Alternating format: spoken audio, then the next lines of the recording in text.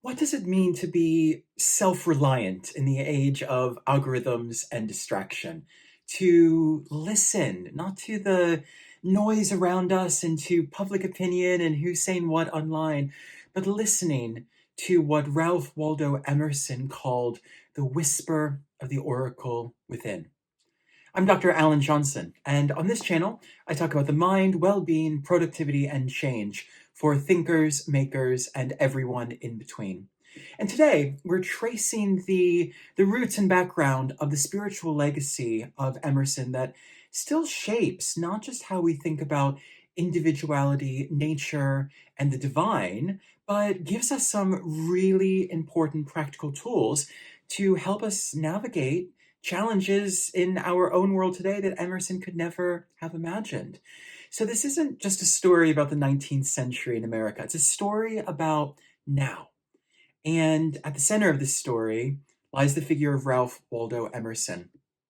Emerson broke with orthodoxy. So he was raised in a Unitarian family, in a traditional Christian community, and he moved away from the orthodoxy of the church. But he didn't abandon reverence, and he didn't abandon spirituality. And after he resigned from his Unitarian ministry, he redefined religion not as a doctrine, not as a list of rules and creeds and demands, but defined religion instead as an experience. He wasn't really that interested in what we were taught to believe. He was much more interested about what really happened in our soul when we were out in a forest, when we were standing under the stars, or when we were just still enough to be able to listen to that voice inside of us. And in his culture, a culture still emerging from Puritan guilt and the rationalism that had taken root in the Enlightenment, Emerson offered something really unique, a form of a living spirituality, something that wasn't rooted in orthodoxy and hierarchy, but was rooted in presence. And this wasn't religion versus science or science versus religion. It was something much, much subtler. I think that he summed this idea up best, perhaps, when he said, "I like the silent church before the service begins better than any preaching." And that silence, that pause, Emerson believed, is when and where something happens, when and where something really important and transformative happens to us. In Emerson's 1836 essay, Nature, the forest, the woods, the trees surrounding him in Concord, Massachusetts, became a sort of both a mirror and a portal. And it wasn't just beautiful scenery. It wasn't just a place to go out and enjoy and appreciate nature. Instead, it became a place to commune with something far deeper that resides in all of us. And of this, he wrote, "I become a transparent eyeball. I am nothing and I see all." What he's really describing here is a disillusion of the ego. When he was out in nature, that sense of self as repudiating and pushing away everything else began to fade away. He began to recognize that the pathways of his own mind were innately connected to the minds of all others, and through that, all were connected to the mind of the divine. And this was an early American experiment in what we might now refer to as non-dualism. And I have lots of other videos on non-dualism, and you can look at the different historical traditions that explored this idea. Because what Emerson was talking about here when he talked about becoming a transparent eyeball, I am nothing, I see all, was his concept referred to as the Oversoul.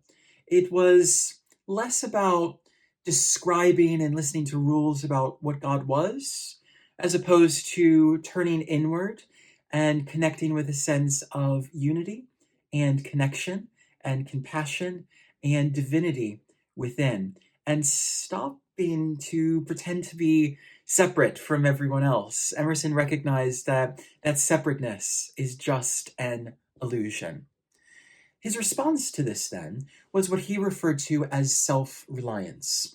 And I think that there's a common tendency, particularly in the 21st century, for us to think of Emerson's self-reliance as some sort of radical individualism, that Emerson was just someone who repudiated society and could only find peace and calm when he moved away from society. And that's not really the case whatsoever. It's about a really radical trust in one's own inner compass. So self-reliance is cultivating the ability to truly, authentically, and fully rely upon that voice of our higher self. And this kind of thinking became a real cornerstone in American spiritual individualism, from Whitman, who of course admired Emerson, all the way up to Oprah and many of the other contemporary spiritual teachers in America today. But it's not the type of shallow version of this that we do see in some spiritual teachings today, because Emerson's concept of self-reliance isn't about manifesting bigger houses or better job titles. It isn't about imagining that you're going to get that dream vacation and then making that magically manifest out of thin air. And there is quite a lot of that type of discourse in contemporary spiritual practices today. Emerson's self-reliance isn't about that.